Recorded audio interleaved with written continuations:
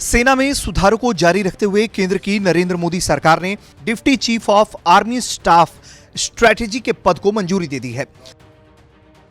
चीन के साथ साल 2017 में जब डोकलाम विवाद हुआ था, तब इस पद की जरूरत महसूस की गई थी। सेना के सूत्र बताते हैं कि आर्मी हेडक्वार्टर्स की सिफारिश के बाद सरकार ने deputy chief of army staff strategy के नए पद के गठन को मंजूरी दे दी। यह जिम्मेदारी मौजूदा director general of military operations lieutenant general Paramjit Singh संभालेंगे।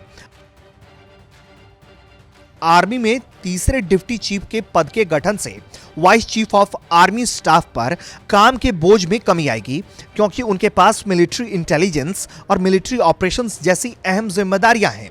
इसके अलावा डायरेक्टर जनरल इंफॉर्मेशन वॉरफेयर के रूप में नए पद के सृजन के लिए सरकार ने अपनी मुहर लगा दी है। ये अधिकारी मीडिया से जुड़े मामलों को देखेंगे। जब डोकलाम में भारत और चीन की सेनाएं आमने सामने थी, युद्ध जैसे हालात बन गए थे, तो दोनों देशों के बीच तनाव काफी बढ़ा।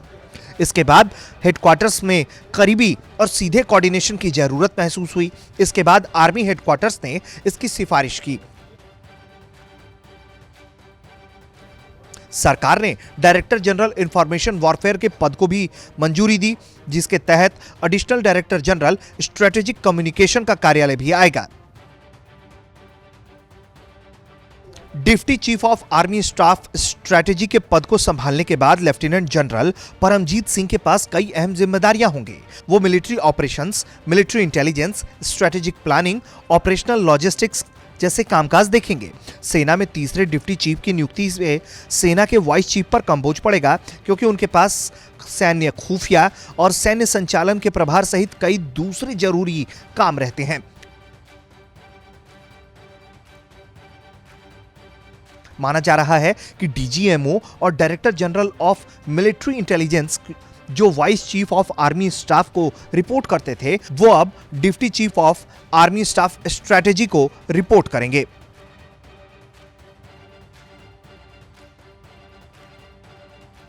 इससे vice chief of army staff के ऊपर जिम्मेदारियों का बोझ कम हो जाएगा। सेना में होते तेजी से बदलाव को लेकर माना जा रहा है कि भारतीय सेना ने जिस तरह से अपनी रणनीति में हाल के वक्त में बदलाव किया है, वो आने वाले दिनों में भारत के लिए काफी फायदेमंद साबित होगा और भारतीय सेना सीमाओं की और पुख्ता तरीके से रक्षा करेगी। ब्यूरो रिपोर्ट, भारत तक।